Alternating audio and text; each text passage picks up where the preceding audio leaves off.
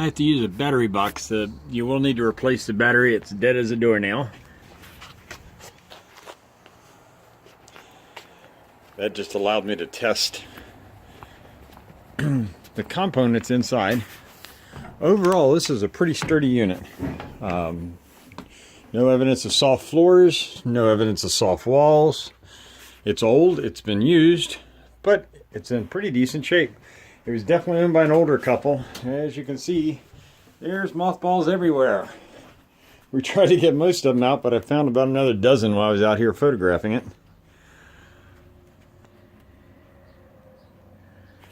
There are a couple issues here that I've noted while I was going through it. The microwave does not work. The heater does work. The furnace works fine, blows hot. The air conditioning starts to kick on, but it doesn't. That sometimes can be a bird's nest.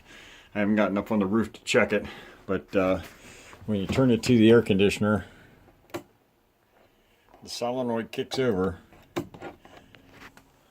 up in the ceiling, but it doesn't kick the air conditioner on.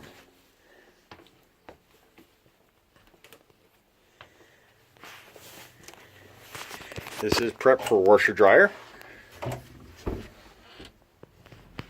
If not, you got a nice big closet there, because there's plenty of storage in this thing. Under the sink and those cabinets behind by the door all open into one big storage area. There's storage up here, storage over the top. Plenty of storage here in the bedroom. Let me back up so you can see this cabinet here to the right of the sink. We're going to go in here and look at the bathroom. More storage there. That doesn't show any signs of leaks. The skylight in the shower does not show any signs of leaks.